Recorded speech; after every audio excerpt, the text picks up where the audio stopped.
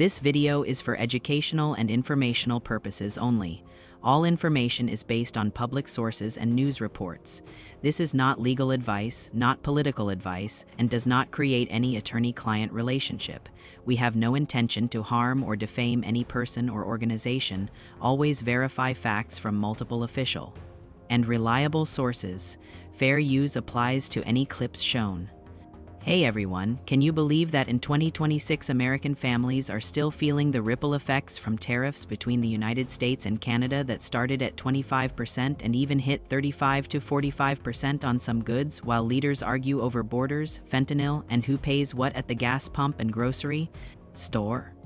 Guys, welcome back to American Politics Today. Today we are doing a full neutral breakdown of the US-Canada trade situation in 2026. We are talking real tariffs, threats that shook supply chains, claims about the border and fentanyl, the big USMCA review coming up, and exactly how all of this hits your wallet, your job, gas prices, groceries, and jobs on both sides of the border. By the end, you will have the complete timeline, the numbers, and the simple truth about what is really at stake for everyday Americans. Let's break it down step by step so it all makes sense. All right, guys? Let me walk you through exactly how we got here, because the story started long before 2026. Back in November 2024, right after the election, President Trump posted on Truth Social threatening 25% tariffs on all goods from Canada and Mexico unless they did more to stop fentanyl and illegal immigration. At the borders, he called it a national emergency. Then, on February 1, 2025, the president signed executive orders putting those tariffs in place. The plan was 25% on most imports from Canada and Mexico, but Canadian energy and oil got a lower 10% rate. Canada's then Prime Minister Justin Trudeau said Canada would hit back with its own 25%. Tariffs on billions of dollars of American goods. A month later, on March 4, 2025, the tariffs officially started, but just 2 days later, on March 6, the White House announced an exemption for any goods that followed the rules of the USMCA trade agreement. That exemption meant about 85% of the trade between the two countries stayed tariff-free. But the story did not stop. In July 2025, the administration raised the rate on Canadian goods to 35%, citing what they called Canada's lack of cooperation on fentanyl and border security. Canada pushed back again with more retaliatory measures. Throughout 2025, both sides kept negotiating, threatening, and carving out exceptions. Fast forward to February 2026 and a major turning point happened. The U.S. Supreme Court ruled that many of the tariffs imposed under the International Emergency Economic Powers Act were not valid. That decision threw out large parts of the fentanyl tariffs and sent both countries back to the negotiating table. Here we are in March 2026, and some tariffs and threats are still lingering, especially on steel, aluminum, copper, and autos that do not fully meet USMCA rules. The big USMCA review is scheduled for July 2026, and both sides know that review could change everything. But wait, the real twist comes now, even with most trade still flowing freely because of those exemptions. The constant threats and uncertainty have already affected prices and jobs in ways that hit regular families every single day at the pump and in the supermarket. Now imagine this: you fill up your car in Buffalo, New York, and the price is a little higher because of supply chain worries. Or you are a Canadian truck driver crossing into Detroit with auto parts. One tweet or one new threat can make companies pause hiring or raise prices just a little. That is the real-world impact we are going to unpack what the tariffs actually are and how they work. Let me explain this in simple words so nobody gets lost. When people say 25 to 45% tariffs, they mean the United States adds that extra percentage cost on goods coming in from Canada before those goods can be sold here. For example, if a Canadian car part costs $100, a 25% tariff adds $25. So the American company buying it now pays $125. They often pass some or all of that extra cost to you, the customer. The original plan was 25% on almost everything except Canadian oil and energy, which stayed at 10% because America buys a lot of that oil and needs it to keep gas prices stable. Later, the rate on non-energy Canadian goods went up to 35% in some cases. Canada responded with its own tariffs on American steel, whiskey, dairy, and other products. But here is the important part that a lot of people miss because of the USMCA agreement. Any product that meets the strict rules of origin, meaning it has enough North American parts and labor, is still exempt from these extra tariffs. That is why over 85% of the trade stayed tariff-free even at the height of the tensions. Public sources like the White House fact sheets, the Canadian government, and Reuters all confirm these numbers. You won't believe what happened next. Even though most trade escaped the full tariffs, the fear of sudden changes made companies nervous. Automakers that build cars across the border started adding extra costs for insurance and backup plans. That is how a tariff that mostly did not apply still raised prices a little bit for everyone. The fentanyl and border claims behind the tariffs. Now let's talk about why the administration put these tariffs in place in the first place. President Trump and his team said the main reason was a national emergency caused by fentanyl and other drugs coming into the United States, along with concerns about border security. They pointed to statistics showing that a lot of fentanyl enters through legal ports of entry, some of it hidden in cars and trucks crossing from Canada and Mexico. The White House argued that Canada and Mexico needed to do more to stop the flow. In response, Canada spent more than $1 billion Canadian on new border security measures, including a joint strike force with the United States. Canadian officials said they were already working hard on the problem and that the tariffs were not the right way to handle it. Here is a simple fact check from public reports. Most fentanyl that reaches the United States actually comes through Mexico, but there have been documented cases involving the northern border as well. The administration said even small amounts from Canada justified the pressure. Canada replied that punishing all trade was unfair because the vast majority of cross-border traffic is legal and beneficial. Imagine this scenario. A family in Minnesota loses a loved one to fentanyl. They hear the president say tariffs will force Canada to act. At the same time, a factory worker in Ontario worries that those same tariffs could cost him his job. Both sides have real human stories, and that is why the debate got so emotional. The USMCA review risks and what could change in 2026. The biggest deadline on the calendar is the USMCA review that must happen by July 2026. The agreement that replaced NAFTA has a built-in clause that the three countries have to sit down and review how it is working after 6 years. All three governments have already started public consultations and talks. President Trump has said he wants changes to make the deal better for American workers. Canada and Mexico want to keep the parts that help their economies. If the review goes smoothly, the agreement could be updated and extended. If it breaks down, there is a risk that some tariffs could come back or new barriers could appear. Right now, in March 2026, the talks are happening quietly, but every new statement from either side makes markets move.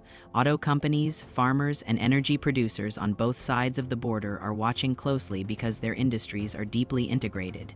One small change in the rules could shift thousands of jobs or raise costs for millions of families. How this affects gas prices for Americans and Canadians. Let's get to the part that hits your car every week. Canada is one of the biggest suppliers of oil and refined products to the United States. When tariffs or threats appear, even on energy, it creates uncertainty. Refineries in the Midwest and Northeast that depend on Canadian crude sometimes pay a little more for insurance or switch suppliers temporarily. That extra cost can show up at the pump. Public reports from AAA and energy analysts show that gas prices in border states have felt small bumps during the height of the tariff threats. Right now in 2026, with the Supreme Court ruling and exemptions in place, the direct impact is limited, but the worry remains. If new tariffs ever hit energy harder, experts say gas could rise by 10 to 20 cents a gallon in some regions. Canadians feel it too. Many parts of Canada rely on American refined gasoline and diesel. Retaliatory measures or supply disruptions work both ways. So when leaders argue, the price at the pump in Toronto or Calgary can move just like it does in Detroit or Buffalo, the grocery store impact. Now let's talk about what you put in your shopping cart. Canada and the United States trade billions of dollars in food every year. American fruits and vegetables go north. Canadian dairy, pork, and grains come south. When tariffs threaten those flows, grocery chains sometimes stock up early or switch suppliers, and those extra costs get passed to you. Dairy is a big example. Canada protects its dairy industry with supply management rules. The United States has long wanted more access. During tariff talks, dairy became a sticking point. If new barriers go up, cheese, milk, and butter prices can rise on both sides.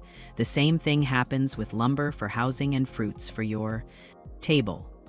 Economists who study these things say even a small 5 to 10% increase in costs across the supply chain can add $20 to $50 a year to the average family grocery bill. In 2025 and early 2026, we saw small spikes in certain items whenever the news got hot. Right now, things have calmed down because of the exemptions, but the risk is still there if the USMCA review turns difficult jobs on both sides of the border. This is where it gets really personal. The auto industry is the perfect example. Cars and trucks are built with parts that cross the border, sometimes 8 or 9 times before they are finished. A tariff threat makes companies pause new factories or delay hiring.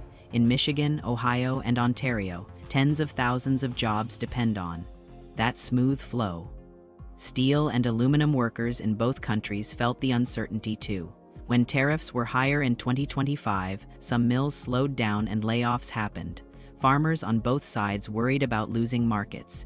Even though most trade stayed exempt, the fear alone caused some companies to move jobs or slow expansion. Public numbers from government reports show that the integrated North American economy supports millions of good-paying jobs. When leaders threaten to break that chain, those jobs feel the pressure first, retaliation and the back and forth. Every time the United States raised tariffs, Canada announced its own list of American products to tax. Whiskey, steel, yogurt, and even some consumer goods were targeted. That retaliation is normal in trade disputes, but it means American companies lose sales in Canada and sometimes cut hours or jobs.